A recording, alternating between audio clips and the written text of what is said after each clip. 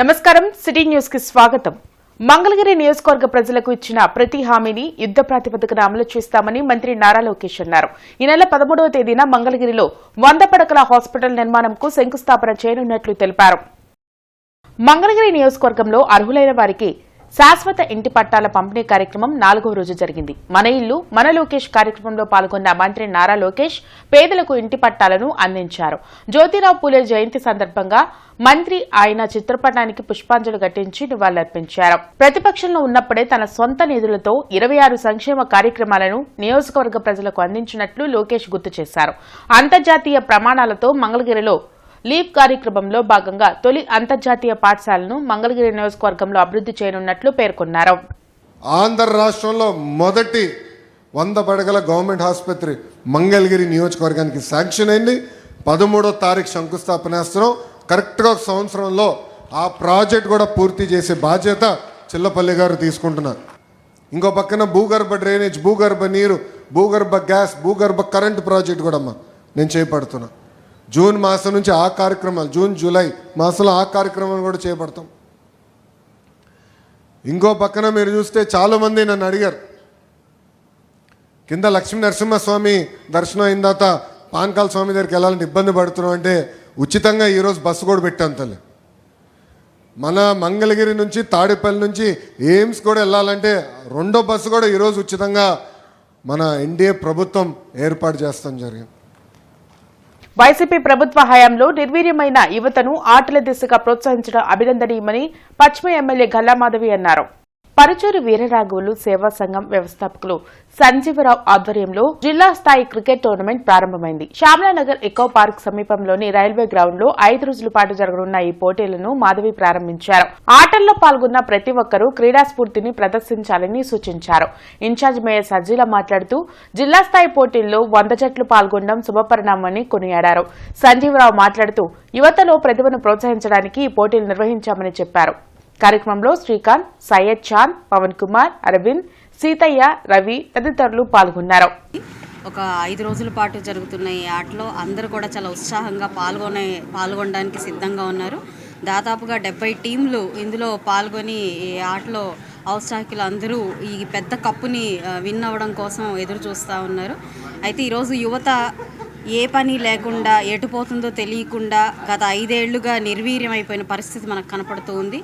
మాదక ద్రవ్యాలకి లేదంటే పని పాట లేని పరిస్థితుల్లోకి ఈరోజు యువత మనం చూస్తూ ఉన్నాము. చాలా బాధాకరమైన విషయము. అలాంటి యువతని ఒక స్ట్రీమ్ లైన్ చేయడానికి ఆటలు అనేవి చాలా ఉపయోగపడతాయి.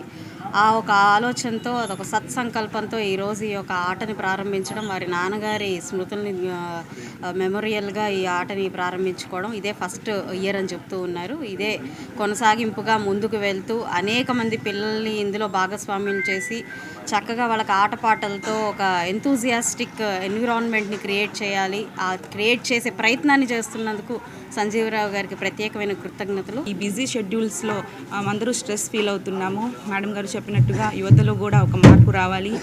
వాళ్ళు చెడు అలవాటులు లేకుండా ప్రతి ఒక్క, అంటే స్పోర్ట్స్లో కానివ్వండి, ఎడ్యుకేషన్ పరంగా కానివ్వండి, ప్రతి ఒక్కటి కూడా వాళ్ళు మనసు మళ్లించి మంచి కార్యక్రమాలు చేయాలి, మంచి ఎడ్యుకేషన్ తీసుకురావాలి, మంచి ఎడ్యుకేషన్ చదవాలి, వాళ్ళ జీవితాల్లో సెటిల్ అవ్వాలి అన్నట్టుగా ముందుకు వెళ్ళాలి. మేము కూడా ఇలాంటి అవగాహన కార్యక్రమాలు కూడా ఏర్పాటు చేయాలి. ఇంత మంచి కార్యక్రమం కూడా ప్రవేశపెట్టినందుకు ప్రత్యేక ధన్యవాదాలు తెలియజేస్తూ ముందు అనేక కార్యక్రమాలు ఇలాంటి మంచి కార్యక్రమాలు చేయాలని నేను మనస్ఫూర్తిగా కోరుకుంటున్నాను. అదేవిధంగా రావు గారు కూడా మంచి సేవా కార్యక్రమాలు కూడా చేస్తున్నారు. ఇదే క్రికెట్ కూడా పిల్లలు మేడం గారు అన్నట్టు గంజాయికి, వ్యసనాలకి గత ప్రభుత్వంలో అలవాటు పడి రోడ్లమ్మడి తిరగటానికి అయిపోతున్నారు. దాన్ని కొంతన్నా నా వంతుగా మార్పు చేద్దాము అనే ఉద్దేశంతో ఈ క్రికెట్ టోర్నమెంటు నిర్ణయించడం జరిగింది. మా కమిటీ సభ్యులు కానీ మేము కానీ అందరం కూర్చొని మాట్లాడుకొని, ఇట్లాగే ఫస్ట్ ప్రైజ్ వచ్చేసి 25,000, సెకండ్ ప్రైజ్ వచ్చేసి 15,000, మూడో ప్రైజ్ వచ్చేసి 10,000 రూపాయలు. ఇట్లా ప్రోత్సాహం ఇస్తే పిల్లలు కూడా కాస్త మనశ్శాంతిగా గ్రౌండ్లో అలవాటు చేసుకుంటూ ఉంటారు. మనల్ని చూసి ఇంకేదన్నా ఇంకో నలుగురు మారితే బాగుంటుంది అనే ఉద్దేశంతో మహాత్మా జ్యోతిరావు పూలే జయంతిని ఎమ్మెల్యే నసీర్ కార్యాలయంలో నిర్వహించారు. పూలే చిత్రపటానికి నసీర్తో పాటు వేములకొండ శ్రీనివాసరావు, ఆంజనేయ ప్రసాద్, సత్యం తదితరులు పుష్పాంజలి ఘటించి నివాళులర్పించారు. సమసమాజ స్థాపన కోసం పూలే అనునిత్యం పోరాటాలు చేశారని ఎమ్మెల్యే తెలిపారు.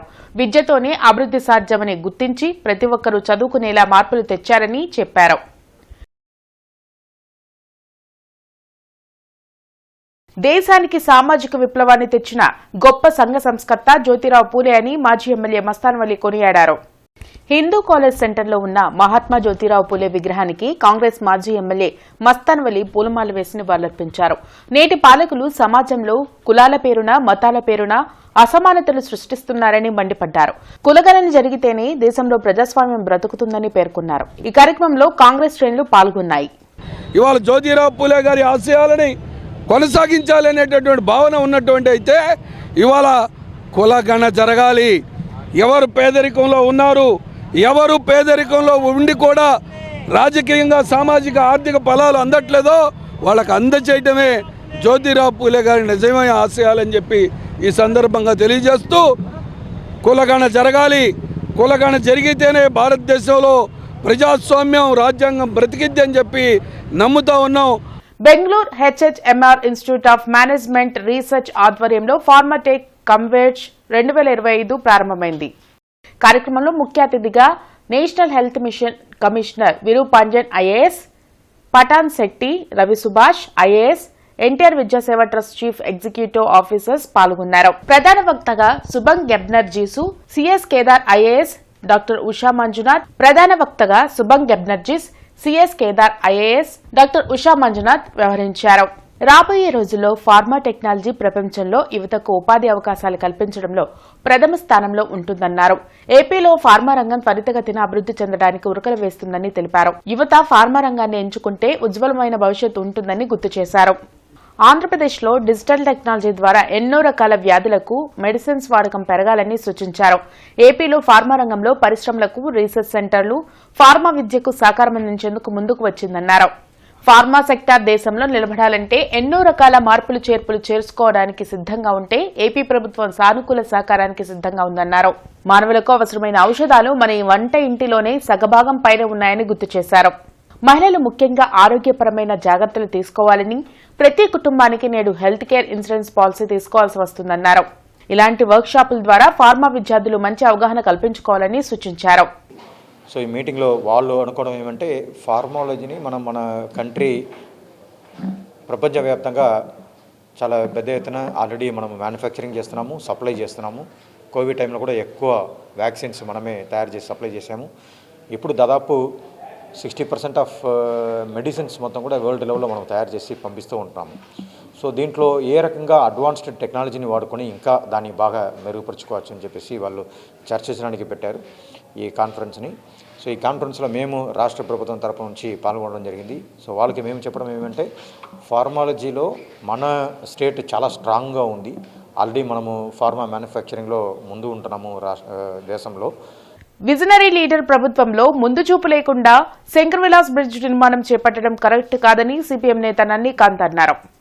బ్రాడిపేటలోని పార్టీ కార్యాలయంలో ముత్యాలరావు, ఆదిని కల్సన్ ఇతర నాయకులతో కలిసి నల్లికాంత్ మీడియాతో మాట్లాడారు. గత టీడీపీ ప్రభుత్వం హయాంలోనే శంకర్ విలాస్ బ్రిడ్జ్ నిర్మాణంకు ప్రతిపాదనలు వచ్చాయన్నారు. ఇప్పుడు పొడవ కుదించి ఆర్యూబీ నిర్మాణం చేయకుండా తక్కువ ఖర్చుతో బ్రిడ్జ్ నిర్మించడం వల్ల ట్రాఫిక్ సమస్య పరిష్కారం కాదని చెప్పారు. ప్రభుత్వం బ్రిడ్జ్ నిర్మాణంను రీడివిజన్ చేసి పనులు ప్రారంభించాలని, లేకుంటే ప్రజలతో కలిసి పోరాటం ఉధృతం చేస్తామని హెచ్చరించారు. పౌర సమాజంలో ఉన్న ప్రముఖులందరినీ పిలిచి డిపిఆర్ డిజైన్ని మార్చాలని చెప్పి సిపిఎంగా డిమాండ్ చేస్తూ ఉన్నాం. అలానే సిపిఎం పార్టీగా పౌర సంఘాలన్నీ కలిపి జేఏసీగా ఏర్పడి ఈ బ్రిడ్జికి వ్యతిరేకంగా బ్రిడ్జి డిజైన్ మార్చాలని, ఆర్యూబీ నిర్మించాలని చెప్పి చేస్తున్న ఉద్యమానికి పూర్తి మద్దతిస్తూ ఉన్నాం. రాబోయే కాలంలో అన్ని రాజకీయ పార్టీలతో కలుపుకొని ఈ ఉద్యమంలో భాగస్వాములు కావాలని చెప్పి మేము భావిస్తూ ఉన్నాం. పెట్రోలు డీజిల్ ఛార్జీలు పెరిగి బాడుగులు లేక ఇబ్బంది పడుతూ ఉన్నారు.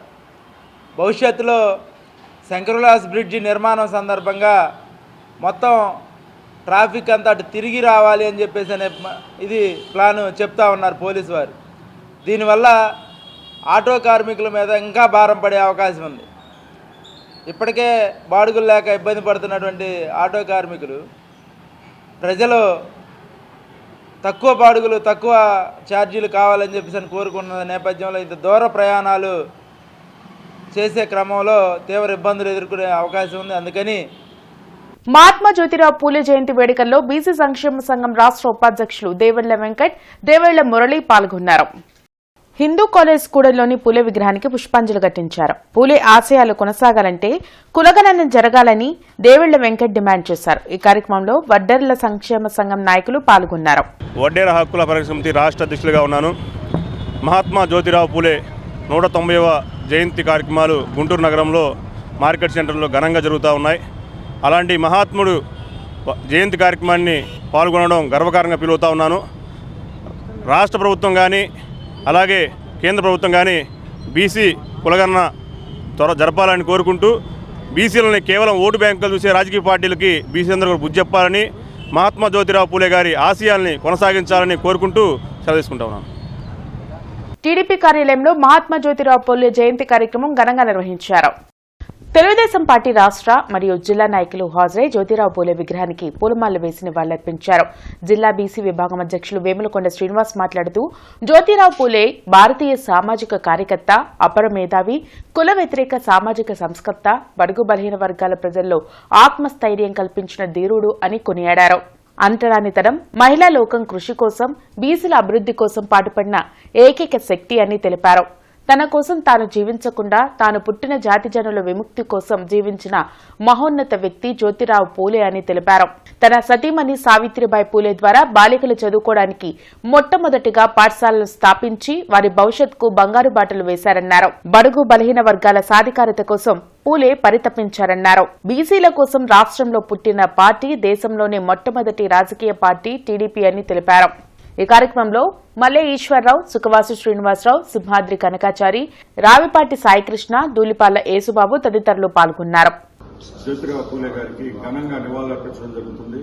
ముఖ్యంగా 18వ శతాబ్దంలో మహిళలు బయటికి రావాలంటే భయపడే పరిస్థితుల్లో ఆ రోజుల్లో మహిళల కోసం పాఠశాల పెట్టి వారి విద్యాభివృద్ధికి వారు చదువుకుంటేనే దేశం అభివృద్ధి చెందిందనే ఉద్దేశంతో వారి చదువుకి దోహదపడిన వ్యక్తి జ్యోతిరావు పూలే గారు. వారి ఆశయాలని తెలుగుదేశం పార్టీ స్ఫూర్తిగా తీసుకుని ముందుకు వెళ్తుందని ఈ సందర్భంగా తెలియజేసుకుంటూ రాబోయే రోజుల్లో కూడా యువత జ్యోతిరావు పూలే గారి ఆశయాలను, ఆదర్శాలను పుణికిపుచ్చుకొని ముందుకు వెళ్లాలని ఈ సందర్భంగా తెలియజేసుకుంటున్నారు. మహాత్మా జ్యోతిరావు పూలే జయంతి వేడుకలు హిందూ కాలేజ్ కూడల్లో ఘనంగా నిర్వహించారు. ఆయన విగ్రహానికి MLA Galla Madhavi, incharge mayor Sajila, commissioner Puli Srinivasulu పూలమాల వేసి నివాళులర్పించారు. అతి సామాన్య కుటుంబం నుంచి వచ్చి పేద ప్రజల అభ్యున్నతి కోసం కృషి చేసిన మహనీయుడు జ్యోతిరావు పూలే అని ఎమ్మెల్యే గల్లా మాధవి కొనియాడారు. ఈనాడు ఆడపిల్లలు సమాజంలో తలెత్తుకుని తిరుగుతున్నారంటే దానికి కారణం జ్యోతిరావు పూలే అని అన్నారు. మహిళల చదువు కోసం పాఠశాల ఏర్పాటు చేసిన మహనీయులని అన్నారు. 1827లో ఆయన ఒక సామాన్య కుటుంబంలో పుట్టి ఎన్నో సామాజిక అసమానతలను, అంటరానితనాన్ని చవిచూశారని కమిషనర్ పులి శ్రీనివాసులు అన్నారు. బాల్య వివాహాలను అడ్డుకుని వితంతువులకు పునర్వివాహాలను ప్రోత్సహించారని తెలిపారు. త్వరలోనే ప్రజల ఆకాంక్షల మేరకు హిందూ కాలేజ్ కూడలిలో జ్యోతిరావు పూలే, సావిత్రిబాయి పూలే విగ్రహాలను ఏర్పాటు చేస్తామని పేర్కొన్నారు. అనంతరం హిందూ కాలేజ్ కూడలిలో చలివేంద్రంను ప్రారంభించారు. ఈ కార్యక్రమంలో ఆర్డీఓ శ్రీనివాసరావు, డిఆర్ఓ కాజావలి తదితరులు పాల్గొన్నారు. మరి ఒక సామాన్య కుటుంబంలో పుట్టి అసామాన్య ప్రతిభని, అసామాన్య ధీటత్వాన్ని చూపించిన మహోన్నత వ్యక్తి జ్యోతిబా పూలే గారు. ఆయన సతీమణి సావిత్రిబాయి పూలే గారు. ఇద్దరు ఆదర్శ దాంపత్యం సమాజానికి వారి జీవితాన్ని మొత్తం కూడా అంకితం చేయడం జరిగింది. అటు బడుగు బలహీన వర్గాల అభ్యున్నతి కోసం, అదేవిధంగా సమానత్వం కోసం, అంటరానితనాన్ని నిర్మూలించడం కోసం వారి జీవితం మొత్తం కూడా కృషి చేయడం జరిగింది. ఈరోజు ప్రతి ఆడపిల్ల ఒక స్థాయికి వచ్చి చదువు సంధ్యల్ని నేర్చుకుంటూ సమాజంలో తనదైన శైలితో తనదైన గుర్తింపును పొందుతుంది అంటే ఆనాడు ఆ మహనీయుల యొక్క కృషి అని మనం చెప్పుకోవాలి. ఐక్యత స్వేచ్ఛ కోసం అల్పరిగెట్టి పోరాటం చేసిన మహోన్నత వ్యక్తి. అదేవిధంగా ఆనాడే ఆ రోజుల్లోనే ఎడ్యుకేషన్ గురించి ఎంతగా చక్కగా చెప్పారు. అప్పట్లోనే ప్రతి మహిళ చదువుకోవాలి అంటే సమాజంలో ఉన్న సగ భాగం మహిళలు అభివృద్ధి చెందితేనే కుటుంబం కూడా అభివృద్ధి చెందుతుంది అనే ఒక గొప్ప ఆలోచనతో అప్పుడు ముందుకెళ్లారు. ఇప్పుడు కూడా ఈ జనరేషన్ని కూడా ఒక అవగాహన తీసుకొని ఆయన అడుగుజాడల్లో నడుస్తూ ప్రతి ఒక్క మహిళలు కూడా చక్కగా చదువుకొని అన్ని రంగాల్లో రాణిస్తున్నారు. అలాగే గౌరవనీయులు ముఖ్యమంత్రి చంద్రబాబు నాయుడు గారు కూడా ఆయన అడుగుజాడల్లో అంటే ఆయన ఆశయాలకు ముందుకు తీసుకెళ్లి వెనకబడిన వర్గాలకు, కులాలకు, ఎస్సీ, ఎస్టీ, బీసీ, మైనార్టీకు ప్రతి ఒక్క దశలో ఆర్థికంగా, రాజకీయంగా, సామాజికంగా కూడా ముందుకు తీసుకెళ్తున్నారు. మరి ముఖ్యంగా ఆ రోజు అంటే 90స్లోనే మనం అంటరానితనం గురించి అనుభవించాం ఒక విధంగా చెప్పాలంటే 90స్లోనే.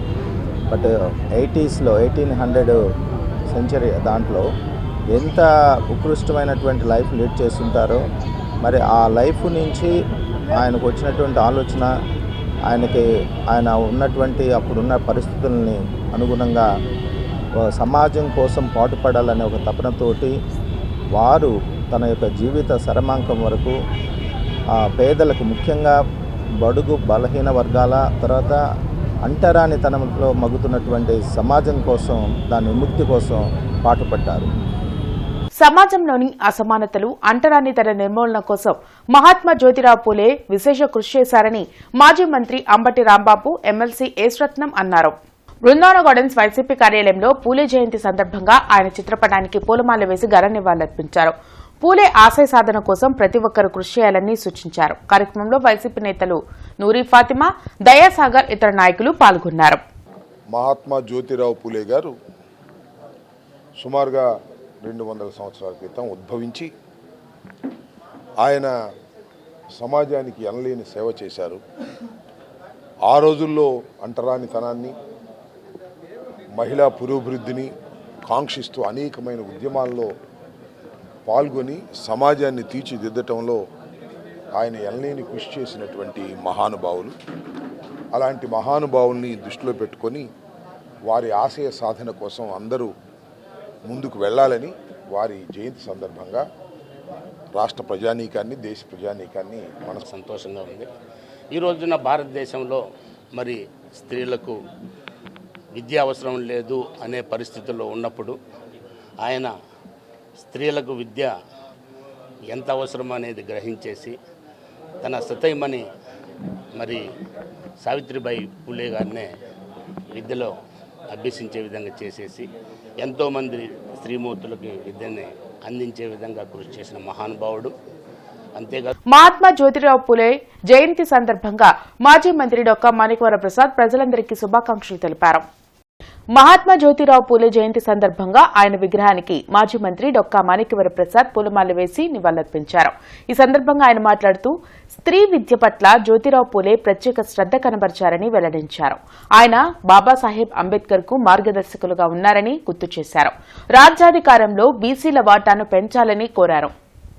బాబాసాహెబ్ అంబేద్కర్ లాంటి వాడు కూడా, రాజ్యాంగ నిర్మాత అంబేద్కర్ కూడా నా గురువు గారు జ్యోతిరావు పూలే అని చెప్పాడు. అంటే అంబేద్కర్ లాంటి వ్యక్తులకు కూడా మార్గదర్శనం చేసినటువంటి వ్యక్తి జ్యోతిరావు పూలే. అలాంటి మహాపురుషుణ్ణి ఇంకా ఎక్కువ అధ్యయనం చేసి వారి యొక్క ఆలోచన ముందు తీసుకెళ్ళి బీసీలు, ఎస్సీలు, పేదవాళ్ళకి మేలు జరిగే విధంగా మరిన్ని కార్యక్రమాలు తీసుకోవాలని నేను డిమాండ్ చేస్తున్నాను. రాజ్యాధికారంలో కూడా బీసీల వాటాని పెంచాల్సిన అవసరం ఉంది. బీసీ రాజ్యాధికారంలో బీసీలు వాటాని పెంచి, మహిళల వాటాని పెంచి ప్రభుత్వం యొక్క సాధికారతను పెంచాలని చెప్పి నేను డిమాండ్ చేస్తున్నాను. మహాత్మా జ్యోతిరావు పూలే జయంతి సందర్భంగా ఆయన విగ్రహానికి బీసీ సంక్షేమ సంఘం రాష్ట్ర అధ్యక్షులు Kesana Shankarrao, LIDCAP chairman Pilli Manikyalarao పుష్పాంజలి ఘటించారు. ఈ రోజు దళితులకు, అణగారిన వర్గాలకు, బీసీ వర్గాల ప్రజలకు ఆశాదీపం మహాత్మా జ్యోతిరావు పూలే అని lid cap chairman Pilli Manikyalarao కొనియాడారు. మహిళలు చదువుకుంటే దేశం బాగుపడుతుందనే ఉద్దేశంతో తన భార్య సావిత్రిబాయి పూలేని చదివించి మొదటి ఉపాధ్యాయురాలుగా చేసిన ఘనత ఆయనకే చెల్లిందని అన్నారు. తెలుగుదేశం పార్టీ స్థాపించిన నాటి నుంచి బీసీలకు పెద్దపీట వేశారని గుర్తు చేశారు. కులమతాలకు అతీతంగా అందరూ చదువుకోవాలని పాఠశాల ఏర్పాటు చేసి విద్యను అందించారని కేసన శంకర్రావు కొనియాడారు. అందుకే దేశవ్యాప్తంగా ఆయనకు ప్రజలు ఘన నివాళులు అర్పిస్తున్నారని అన్నారు. మహిళల్ని ఇంకా చిన్న చూపు చూసేటువంటి వాళ్ళు, మహిళలు రోడ్డు మీదకి రావటమే మహాపాపంగా భావించే రోజులు, అలాంటి రోజుల్లోనే మహిళలు రోడ్డు మీదకి రావటం కాదు, విద్యను అభ్యసిస్తే మొత్తం కుటుంబాన్ని తద్వారా రాష్ట్రాల్ని దేశాన్ని మార్చే శక్తి మహిళలకు మాత్రమే ఉందని చెప్పేసి భావించి మొదటిగా తన భార్య సావిత్రిబాయి పూలే గారిని చదివించి మొదటి టీచర్ని చేసి ఈ దేశంలో ఒక ఆదర్శానికి నాంది పలిగినటువంటి గొప్ప మహానుభావుడు. తద్వారానే ఈ దేశంలో అనేకమైనటువంటి సంస్కరణలు వచ్చినాయి. ఈ రోజుకి కూడా మరి ఆయన ప్రజల నాలుకల్లో నాయకుల యొక్క హృదయాల్లో ఉన్నారంటే ఆయన తీసుకొచ్చినటువంటి గొప్ప సంస్కరణలు ఉద్యమాలు. పాఠశాలను ఏర్పాటు చేసి పురుషులతో సమానంగా స్త్రీలు కూడా ఉండాలని ఒక మంచి ఆలోచనతో ఆయన తీసుకున్నటువంటి నిర్ణయం. ఆధిపత్య కులాల వారు వీరందరూ ఎక్కడ చదువుకుంటే పెద్దవాళ్ళు అవుతారో అభివృద్ధి చెందుతారో అని చెప్పని అనేక రకమైన అవంతరాలు సృష్టించి అనేక రకమైన ఇబ్బందులు గురి చేసేటువంటి సందర్భాలు కూడా మనం చాలా చూసినటువంటి విషయం. మహాత్మా జ్యోతిరావు పూలే జయంతి వేడుకల్లో బీజేపీ జిల్లా అధ్యక్షులు తిరుపతిరావు పాల్గొని ఆయన విగ్రహానికి పూలమాల వేసి నివాళులర్పించారు. ఈ సందర్భంగా ఆయన మాట్లాడుతూ పూలే దంపతులు తమ జీవితాలను దేశం కోసం త్యాగం చేశారని కొనియాడారు. అలాంటి మహనీయుల జయంతి జరుపుకోవడం సంతోషంగా ఉందని అన్నారు. ఈ కార్యక్రమంలో జిల్లా బీజేపీ నాయకులు పాల్గొన్నారు. 12 సంవత్సరాల వయసులోనే ఆయనకు వివాహం అయినప్పటికీ ఆయన ప్రాథమిక విద్య అభ్యాసం వరకే చదివినప్పటికీ ఆయనకు చదువు అంటే ఎంతో మక్కువ. ఆయన నిరంతరం రోజు రాత్రి ఆ మిడుగుమనే ఆ లాంతర్ల దగ్గరే చదువుకునేవాడు. అలా ఆయన జ్ఞానాన్ని పెంపొందించుకుంటూ ఆయన సమాజాన్ని బాగా స్టడీ చేశాడు. ఆయన అణగారిన వర్గాల్లో ఎవరైతే ఉన్నారో, ఎవరైతే వాళ్ళని దూరంగా ఉంచుతున్నారో వాళ్ళు విజ్ఞానాన్ని పెంపొందించడానికి ఆయన చాలా కృషి చేశాడు. బీసీలకు 52% రిజర్వేషన్లు కల్పించాలని బహుజన్ సమాజ్ పార్టీ ఆధ్వర్యంలో కలెక్టరేట్ ఎదుట బీసీ సమరభేరీ కార్యక్రమం నిర్వహించారు. కలెక్టరేట్ ఎదుట జరిగిన బీసీ సమరభేరీ కార్యక్రమంలో బీఎస్పీ నేత భగత్ సింగ్ మాట్లాడుతూ బీసీలకు రాజ్యాధికారం దక్కాలంటే 52% రిజర్వేషన్లు అమలు చేయాలని డిమాండ్ చేశారు. ఈ కార్యక్రమంలో బీఎస్పీ నేతలు వాసు, నల్లవరపు కిషోర్, జూపూడి శ్రీనివాసరావు తదితరులు పాల్గొన్నారు. కులాలుగా ఉన్నటువంటి బీసీని ఐక్యం చేయటం ఒకటి, 2 రాజ్యాంగపరంగా వారికి రావాల్సిన హక్కుల గురించి 52% రిజర్వేషన్స్ కల్పించాలని రాష్ట్ర వ్యాప్తంగా దేశవ్యాప్తంగా ఇవాళ బ్రహ్మాండమైన విజయాన్ని చేపట్టినందుకు ముందుగా బహుజన్ సమాజ్ పార్టీకి ధన్యవాదాలు తెలియజేస్తా ఉన్నాం. బీసీలకు 52% రిజర్వేషన్స్ ఇంప్లిమెంట్ చేయాలనేటువంటిది బహుజన్ సమాజ్ పార్టీ తీసుకున్నటువంటి నిర్ణయం. ఖచ్చితంగా ఇది ఇంప్లిమెంట్ చేసే దిశగా పోరాటం చేస్తూ గత 6 నెలల నుండి మేము మొదలుపెట్టినాం. బీసీల కులగణన అనేటువంటిది, ఆ కులగణన తర్వాత వాళ్ళ తమాషా ప్రకారం చేయాల్సినటువంటి అవసరం ఎంతైనా ఉంది. ఎందుకంటే మిత్రులారా, మాన్యవర్ కాంశీరామ్ గారు చెప్పినటువంటి ఒక మాటను మనం ఇక్కడ గుర్తు చేసుకోవాలి. మహాత్మా జ్యోతిరావు పూలే జయంతి సందర్భంగా ఆయన విగ్రహానికి బహుజన మహాసభ నాయకులు పూలమాల వేసి నివాళులర్పించారు. ఈ సందర్భంగా సెంట్రల్ కమిటీ కార్యదర్శి భగత్ సింగ్ మాట్లాడుతూ స్వాతంత్ర్యం వచ్చి 77 సంవత్సరాలు అవుతున్నా ఇప్పటికీ దళితులపై దాడులు జరుగుతున్నాయని మండిపడ్డారు. మహాత్మా జ్యోతిరావు పూలే ఆశయాలను ఆదర్శంగా తీసుకుని నేటి పాలకులు సమాజంలో అసమానతలను తగ్గించాలని సూచించారు. ఈ కార్యక్రమంలో జూపూడి శ్రీనివాసరావు, నల్లవరపు కిషోర్ తదితరులు పాల్గొన్నారు. ఇప్పుడు కూడా ఈ గుంటూరు పట్టణ మహానగరంలో కూడా ఇప్పటికీ పేద వర్గాల మీద నిన్న కాక మొన్న మరి జేకేజీ కాలేజీ రేట్లో మహిళలపై 2 అగ్రవర్ణాలు దాడి చేస్తే ఈ ప్రభుత్వం నిన్న కనీసం స్థానిక నాయకులు కూడా పరామర్శించడానికి సిగ్గుచేటు. కనుక పేద వర్గాలకు రక్షణ లేదు, విద్య లేదు. వీటన్నింటి మీద కూడా ప్రభుత్వం తక్షణం చర్య తీసుకొని ఆయన ఏదైతే మార్గం వేశాడో ఆ మార్గాన్ని ఇంప్లిమెంట్ చేసి భారతరత్న మరి పూలే గారికి ఆయనకి ఇవ్వాలని సందర్భంగా డిమాండ్ చేస్తున్నాం. ఈరోజు మహాత్మా జ్యోతిబా పూలే 188వ జయంతి ఘనంగా జరుపుకుంటున్నాం. మరి రాష్ట్ర గవర్నమెంట్ కానీ కేంద్ర గవర్నమెంట్ కానీ పూలే గారి ఆశయాల్ని ముందుకు తీసుకెళ్ళాలి. వాళ్ళు సమాజం కోసం నిరంతరం ఎంతో సేవ చేశారు. ఆ ఒక కార్యక్రమాలన్నీ కూడా భారతదేశం గుర్తించి ఆయనకి భారతరత్న ఇవ్వాలని చెప్పి తెలియపరుస్తున్నాం. ఇవి ఇప్పటి వరకున్న వార్తా వివరాలు. మరికొన్ని వార్తా విశేషాలతో మళ్ళీ కలుద్దాం. అంతవరకు సెలవు. నమస్కారం.